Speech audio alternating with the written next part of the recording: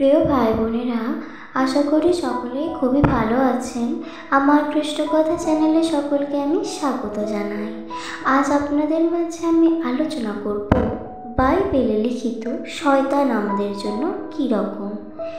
এই বিষয় নিয়েই আজ আমি আপনাদের মাঝে আলোচনা করব এবং আপনাদেরকে বাইবেল পাঠ করে শোনাবো। তো চলুন ভিডিওটি শুরু করা যাক।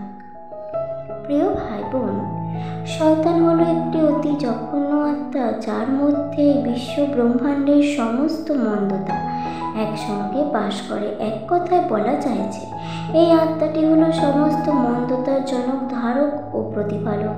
শুধু এই নয়, এই আত্মাটি হলো স্বর্গের পবিত্র ঈশ্বরের আত্মার চরম বিরোধী। সে সবসময় চায় ঈশ্বরের সৃষ্টিকে ধ্বংস করতে, তবে এসবের মধ্যে তার প্রধান লক্ষ্য হল ঈশ্বরের সবথেকে শ্রেষ্ঠ সৃষ্টি মানব সন্তানদের উপরে। তবে আদি থেকে শয়তান এই রকমটা ছিল না।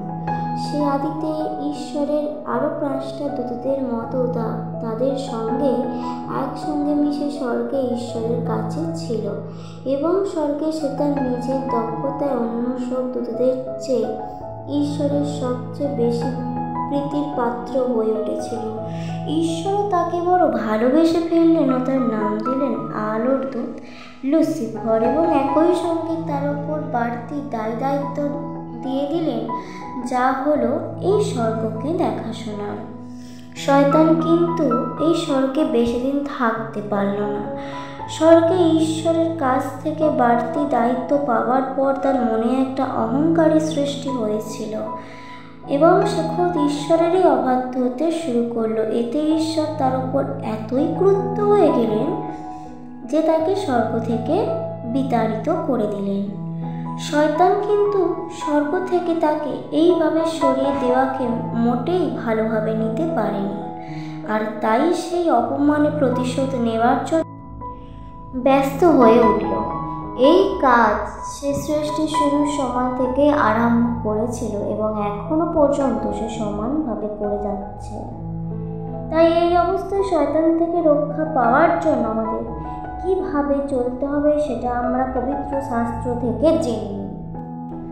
যাকব 4:7 ও 8 পদে এই কথা বলা হয়েছে যে আমাদের ঈশ্বরের অধীনে থাকতে হবে ও শয়তানকে শুরু থেকেই রুখে দাঁড়াতে হবে। তাহলে দেখা যাবে যে নিজে থেকে আমাদের কাছ থেকে পালিয়ে যাবে।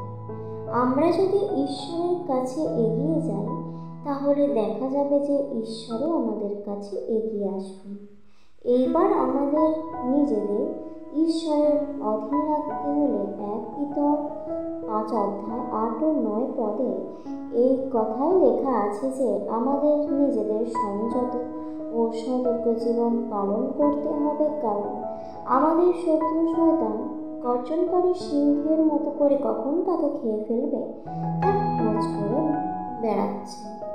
তবে 1 যোহন 3:7 পদে আমাদের এই বলে সতর্ক করে দিয়েছে যে যদি কেউ এই সব সতর্কবাণী উপেক্ষা করে পাপ করতে থাকে, তবে তাকে ধরে নিতে হবে যে সে শয়তানের লোকই রয়েছে।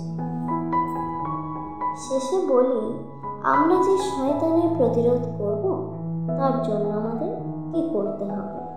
ইফেসীয় 6:10 পদ থেকে 18 পদে লেখা আছে যে আমাদের ঈশ্বরের দেওয়া সমস্ত যুদ্ধের সাজ পোশাক পরে নিতে হবে, যেন শয়তান যেদিন আমাদের আক্রমণ করবে সেদিন আমরা তাকে রুখে দাঁড়াতে পারি। এই জন্য আমাদের সত্যবাদী জীবনের অধিকারী হতে হবে এবং সকলের কাছে শান্তির সুখবর বলতে হবে। আমাদের ঈশ্বরে স্থির থাকতে হবে এবং ঈশ্বরের বাক্য প্রচুর পরিমাণে অন্তরে রাখতে হবে এবং প্রার্থনার মাধ্যমে ঈশ্বরের সঙ্গে সবসময় যুক্ত থাকতে হবে। এইভাবে আমরা যদি চলতে পারি, তবে অতি সহজেই আমরা শয়তানের প্রতিরোধ করতে পারব। একটা কথা আমাদের মনে সবসময় ধরে নিতে হবে যে শয়তান যতই শক্তিশালী হোক না, আমরা যদি আমাদের ঈশ্বরের সঙ্গে যুক্ত থাকি, তাহলে সে আমাদের কোনো ক্ষতি করতে পারবে না।